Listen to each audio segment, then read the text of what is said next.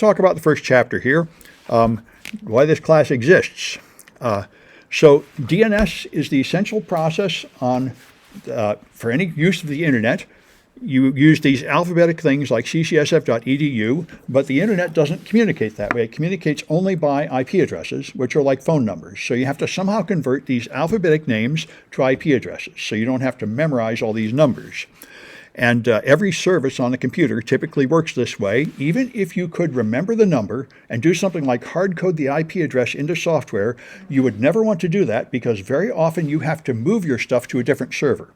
And so you want people coming in through a domain name, which is automatically redirected to the right server. So we'll talk about the security issues of DNS. The most important issue being you need your DNS to remain available. And this is part of security. Security has three components: confidentiality, availability, and integrity.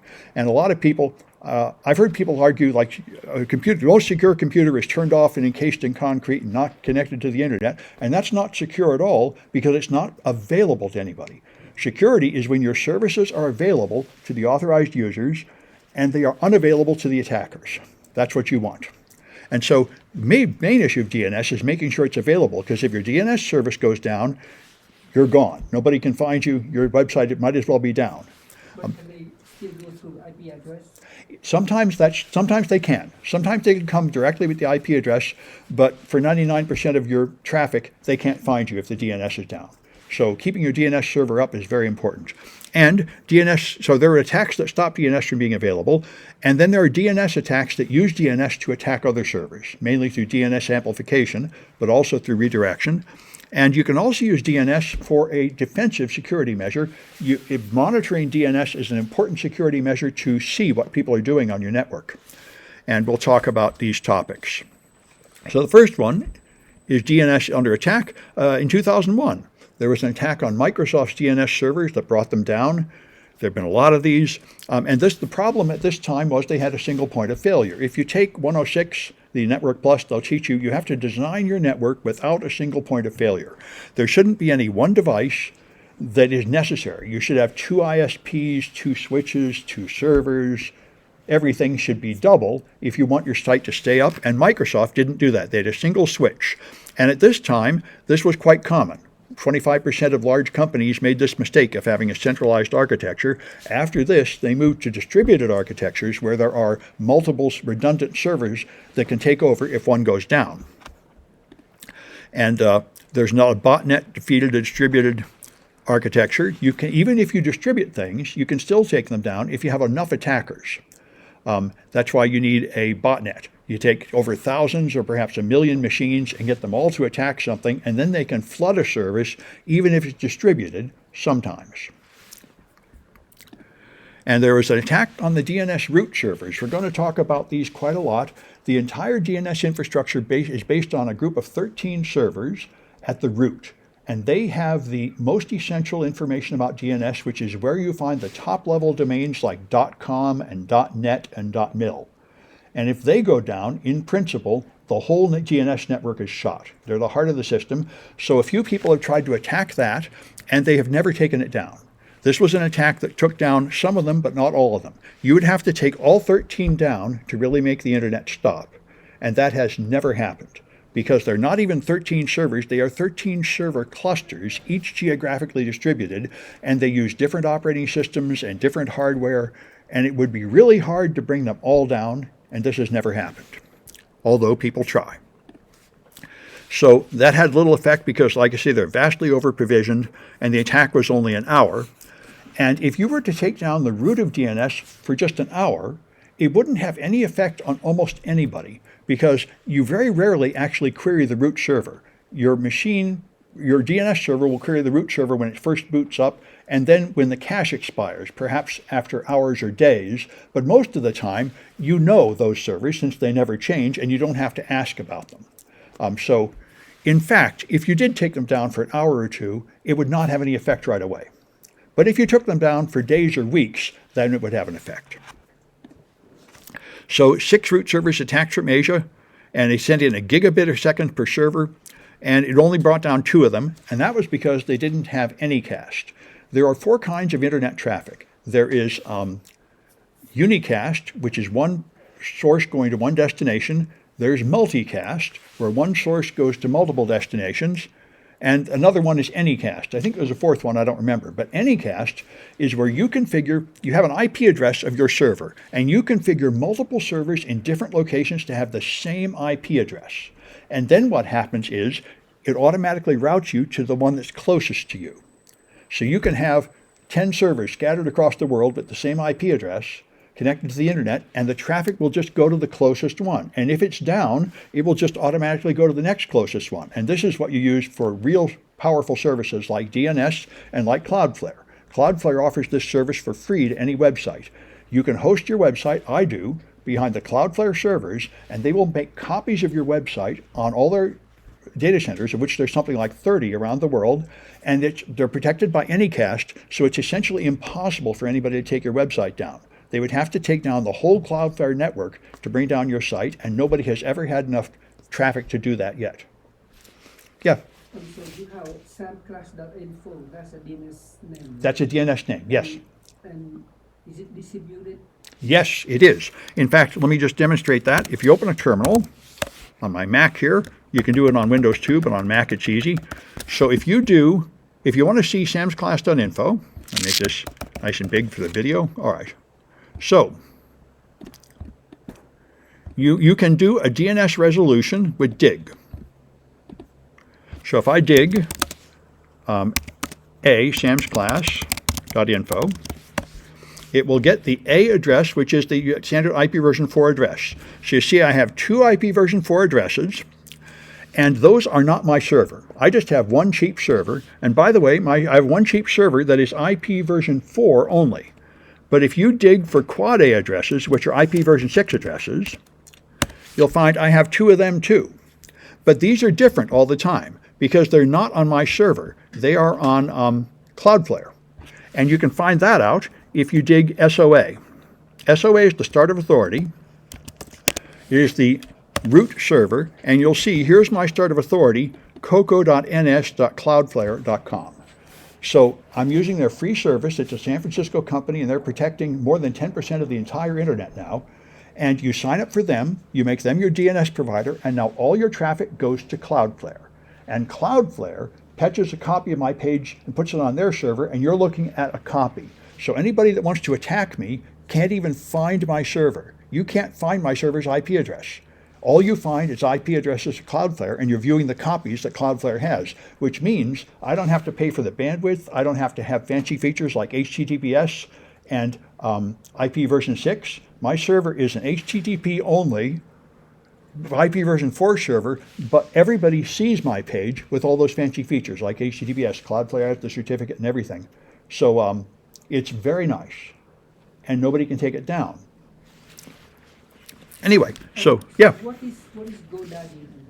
GoDaddy, this is a very good question. GoDaddy is not as powerful as Cloudflare. GoDaddy is a hosting service where you can put up your website and they will then serve it, but I don't think they offer as much DDoS protection and such. If I had a GoDaddy service, I would still put it behind Cloudflare to get the protection.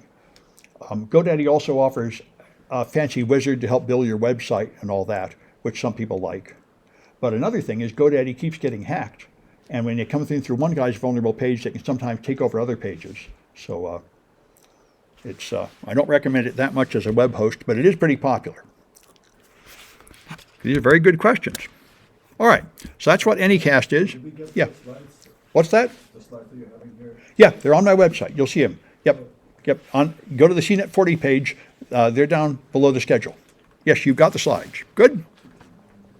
In fact, let me just bring that up here to make sure everybody knows that. That's useful information. So if you go to the CNET 40 page, here's all the lecture slides. Everything is on here. Professor, what is the key file? Oh, that is, I'm using Keynote. It's Apple's version of PowerPoint, that's all. Okay. So It's I not can a- open in Windows, right? What's that? If I download the key file, I should be able to. No, I don't think you can use it on Windows, but what you can do is you can use the other link, which takes you to SlideShare. And if you log in there, you can get a PDF if you want that. Yeah, you can also convert this to a PowerPoint, but I'm not quite sure how to do it on Windows. Yeah. But this one will take you to a cloud version that you can see anywhere. Good. These are very good questions. Let's see if I got any online ones. Yeah, the streams are being recorded. Good. I see the students are answering each other's questions in the online system, which is good. All right. So here's an attack on the DNS root showing that it did bring down some of the servers, but not all of them. All right. So now here's how DNS works. If you boot up a brand new computer that has not used DNS at all, has nothing in the cache, then if you try to go to something like a City College website, it will have to do this. It will first go to the root and say, well, I have an edu website, so where do I learn about edu? Then it will ask the .edu, top-level root domain, okay, where is ccsf.edu's DNS server? And it will send you down here, and that will send you to the ccsf.edu start of authority, which is then you can find out whether there exists something like www.ccsf.edu. And we'll see this live in the project. It can take up to 4 queries under normal circumstances to find a domain, although usually you jump straight to one of these last stages because you've already cached the information that would come from these earlier ones. So you can check it with trace. So let me try that here. So I did this. I did a dig of samsclass.info, and I could do, I'll get the A record again, which is the normal one you want, the IP version 4 address. And if I put a trace on it, then I expected to get more information than that from it. That's rude. See if I get rid of the A, if that works. All right. That should do more. Dig ccsf.edu plus trace. Let me try ccsf.edu. Maybe it's something weird about me. And maybe it's something weird about the City College network, which is entirely possible. Yeah, it looks like this network is blocking me, so let me demonstrate something else which is super important. If you have a network that blocks DNS, of which there are a lot, where they block the interesting, more advanced DNS queries, you can use a DNS looking glass, which are public servers, and there's one called Ring of Saturn I like. I hope it's still up. Yep, okay. This is somebody who provides DNS service on the internet without any filters or blocking or garbage on it. So now I can do a dig of ccsf.edu plus trace probably. And now I get the right stuff. Okay, so something about the City College is blocking these more complicated queries. This is quite common, especially on wireless networks. You block everything that's even a little bit unusual. And so this is what you'll get if you get an unfiltered network service, probably what you have at home, and you do a trace. It will show you the whole story. It goes to the root servers, and here are the 13 root servers, and there's a signature, resource record signature, which we'll talk about quite a bit more later, which cryptographically proves that these are the genuine root servers and not imitation servers. Then it finds edu, and there's a whole bunch of edu servers to handle the edu domain. Then it finds ccsf.edu, and from there it finds out what name servers it has. You see, it has a few of them, ns3, 4, 5, and 6.scenic.org, and it has some cryptographic signatures to verify those servers. And then it finds the answer for ccsf.edu, which is what I searched for. Now, if I were to search for a specific server like www.ccsf.edu, then I think there'd be another step at the bottom. I start at the top-level domain servers, then I go to the edu servers, then I go to the ccsf servers, and then I get www.ccsf.edu by querying one of them. All right. So that's showing you, you can see the whole process there if you use dig. All right. And that, now the fact is, each one of these servers caches the data. It doesn't bother asking the server above it for fresh data every time a query comes in. What it does is each record has a lifetime. So if I resolve ccsf.edu, www.ccsf.edu, it will remember the IP address for some period of time, typically an hour. And all the people that try to view that page on the same server will just get a copy of the data. It won't refresh the data until an hour later, which is why I said, if you were to take down one of these top servers for an hour, nobody would notice. They'd still be using cached data for most of their queries. All right. So cache poisoning is a really powerful attack that changed the whole structure of DNS. Since most of the time you're not really using fresh data, you're using stored data on one of the servers, if you could put false IP addresses in the cache, that would affect a lot of people. And Dan Kaminsky, a very famous hacker, figured out how to do this around a while ago. And this was poisoning. DNS poisoning is when you poison the contents of a cache. And that was the Kaminsky vulnerability. This made him world famous. He figured out how to do this around 2007, and he secretly told all the most important companies, and they secretly fixed it before anybody knew. It was one of the biggest successes of ethical disclosure we've ever had. They call this responsible disclosure. When you find something serious and you don't tell the whole world, you secretly tell the companies, and they get them to patch it. So by the time anybody finds out how to do the attack, it's been patched and it doesn't work anymore. And it really works pretty well in this case. This very often fails. There are many spectacular failures where people found something important and they were not able to convince the company to care, or it leaked out too early and there was a major attack that hurt a lot of people as a result. And another one was DNS Changer in the same period. This is one that would affect malware, would change your DNS resolver in your computer. You can control this in your settings.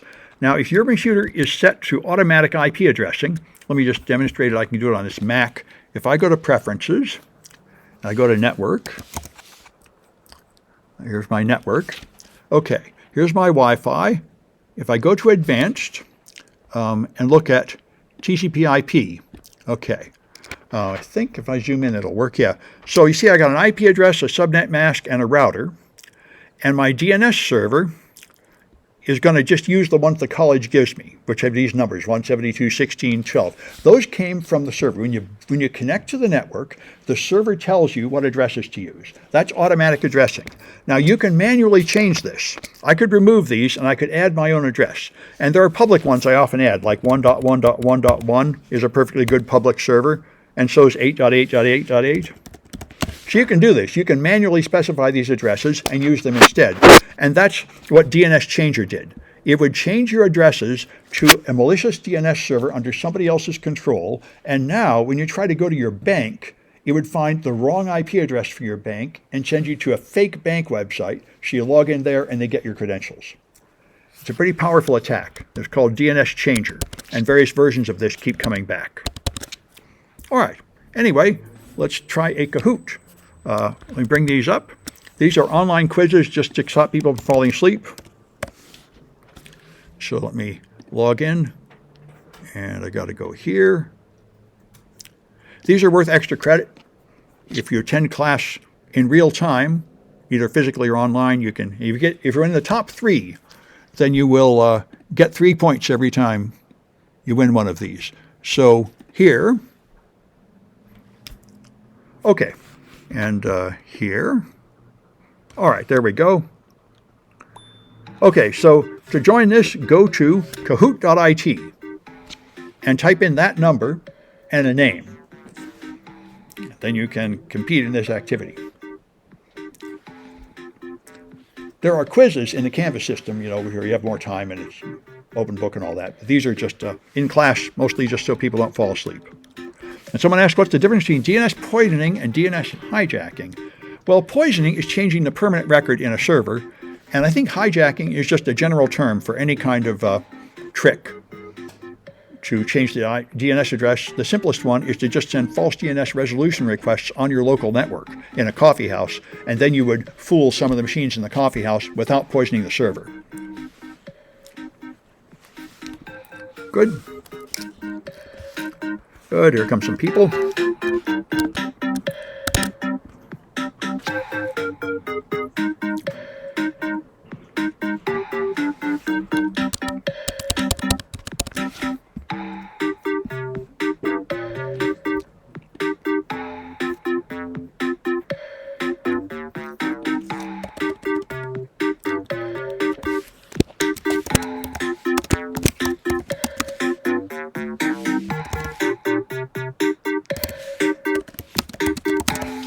Place this for record scores. All right. Good. A few more seconds. See if more people are coming.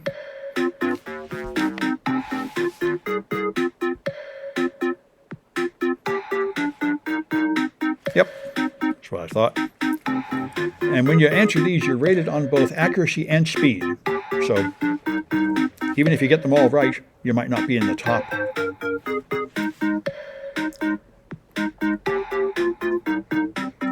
I'll wait till the end of the song.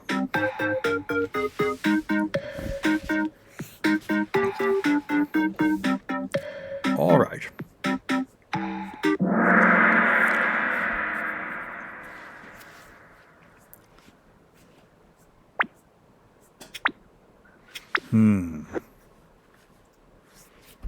Actually, I'm going to cancel this if I can. Well, let me just, I'm going to cancel this and start over.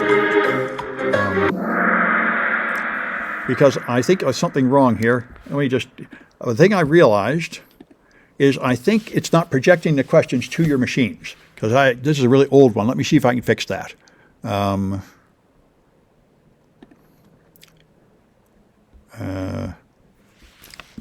see. Just a moment. Favorites. Okay. Because these are really old. I haven't taught this class in a few years. And nope, that's not it. All right, let's see. Let me just test it. All right. Did the questions come to your machines? Okay, thanks for. I was just nervous about it, but I think that's a global setting. All right, good. Then I could have just continued with that one, and I will. All right, good. I thought it might be a per Kahoot setting, which would be out of date. But okay, then I was okay the way it is. Good. Thanks for telling me. All right. Then we can do this one. You'll have to sign up again, however. All right. Because that's real important. If I don't do that, the online people are at a serious disadvantage because the Twitch has like a 5-second delay. So it's important to have the questions go. Good. Oh, I see a student online. Got it. Good. Okay.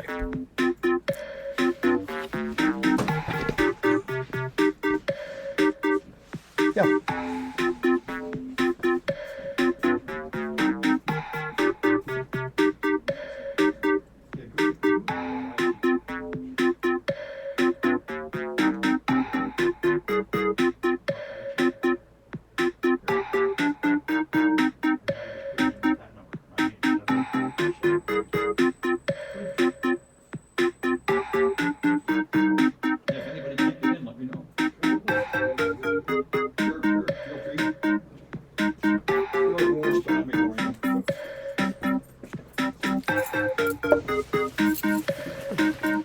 All right.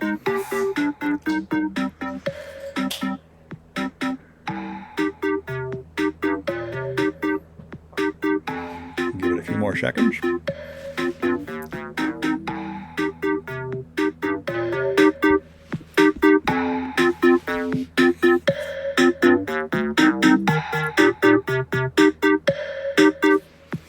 All right, looks like we got everybody.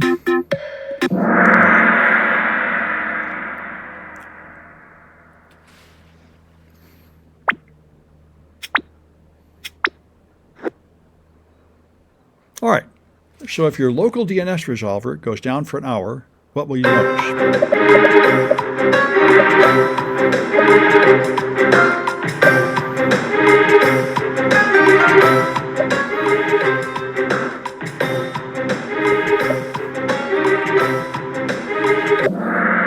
Yeah, the whole internet would be unavailable. If, for example, the DNS resolver in your router is down, then you wouldn't be able to give any alphabetic names for anything. So every online service essentially would stop.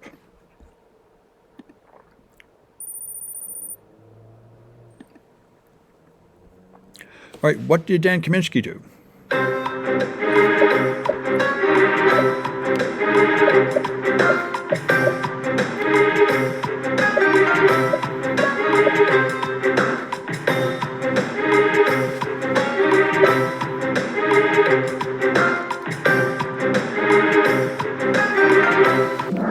Yep, he figured out how to poison the cache of essentially all the DNS servers up to that time. Found a fundamental weakness in the protocol.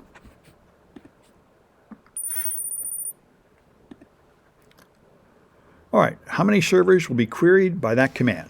If I dig for CCSFW.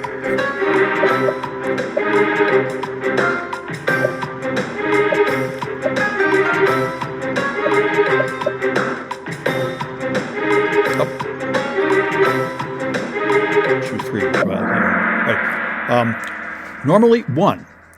Most queries just go to one server and get the answer. They don't have to trace through the whole chain. And there should have been a 4 there, but anyway, the right answer for this is 1. Most of the time, you do not bother with the high-level servers because that information is already cached.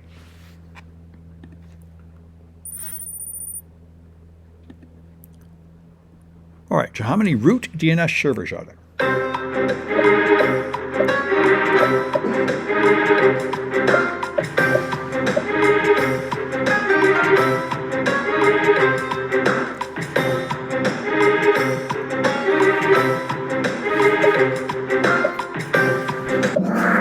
There are 13 of them, and by the way, that number is chosen so that the list of all 13 will fit in a DNS response, which is limited to, I think, 500 bytes.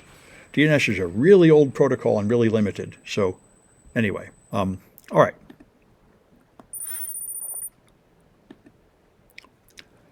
All right, so how many servers would be queried by this one with the plus trace on it?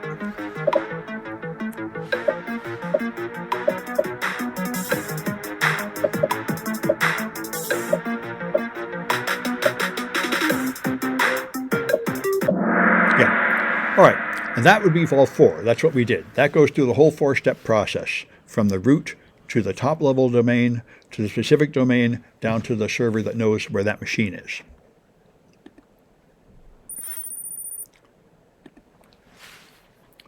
All right, and what would you notice if the root servers went down for an hour?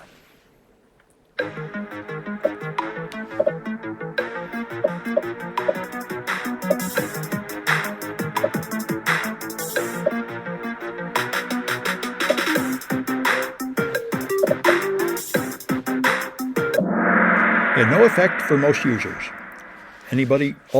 Most of the time you're just using the caches anyway, so most people would continue to get service with no problem. All right, so what port does DNS go over? There's a Net Plus question.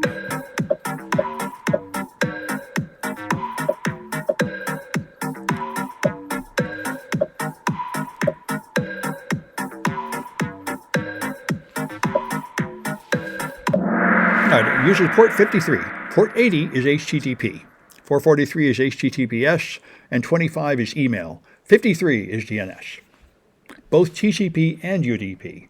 The earlier version used UDP only. The modern version often uses TCP.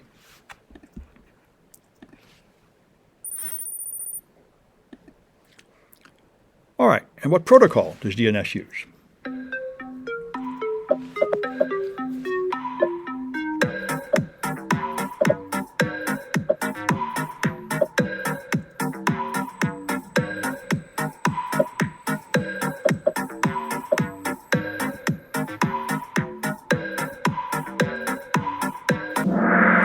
It's UDP most of the time.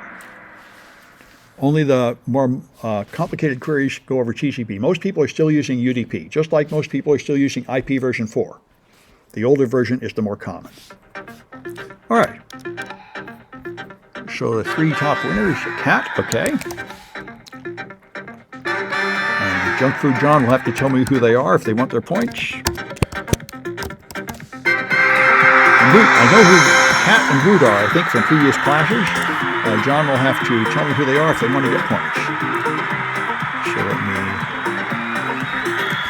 What's that?